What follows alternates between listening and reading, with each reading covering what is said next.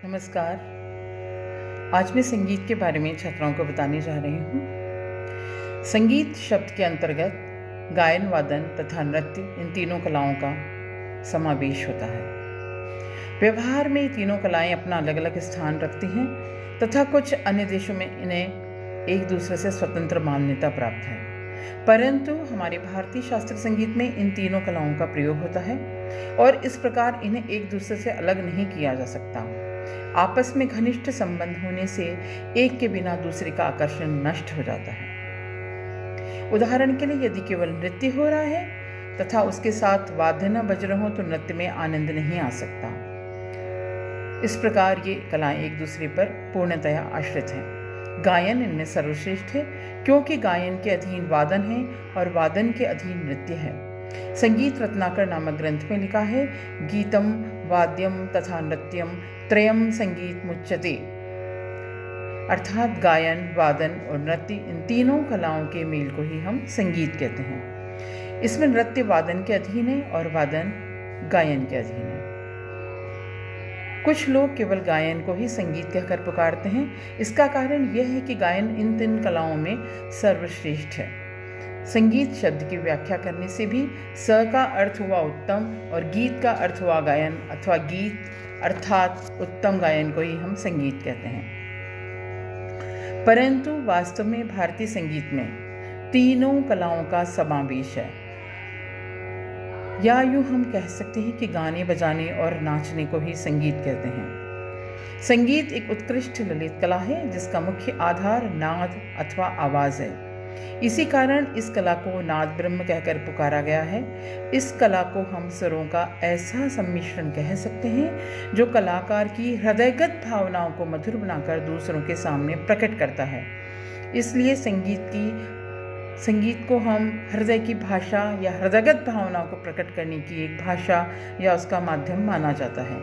अंग्रेज विद्वान रस्किन कहते हैं कि अंतरात्मा का उत्थान और उसे कलात्मक आनंदमय स्वरूप प्रदान करना ही संगीत का मुख्य ध्येय होना चाहिए।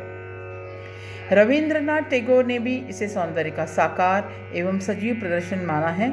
इस कला का प्राणी मात्र से घनिष्ठ संबंध है और मनुष्य क्या, पशु तथा पक्षी भी इस पर अपने प्राण न्यौछावर कर देते हैं।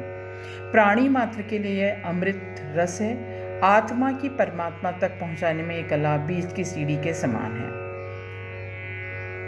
हमारे भारतीय संगीत में दो पद्धतियां मुख्य रूप से प्रचलित हैं। भारत की दक्षिणी अथवा उत्तरी संगीत पद्धतियां।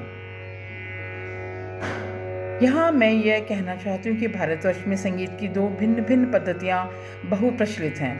पहली है दक्षिणी अथवा कर्नाटकी संगीत पद्धति।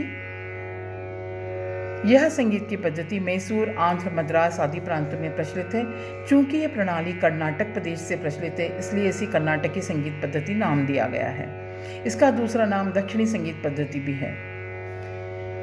उत्तरी अथवा हिंदुस्तानी संगीत पद्धति। संगीत की यह पद्धति मैसूर, आंध्र, मद्रास आदि को छोड़कर सारे भारतवर्ष में प्रचलित है। चूंकि यह प्रणाली उत्तर भारत में प्रचलित है, इसलिए इसे उत्तरी अथवा हिंदुस्तानी संगीत पद्धति भी कहते हैं। साधारणतः जो संगीत हम लोग अपने प्रांतों में सुनते हैं अथवा गाते बजाते हैं, वह उत्तरी अथवा हिंदुस्तानी संगीत ही कहलाता है।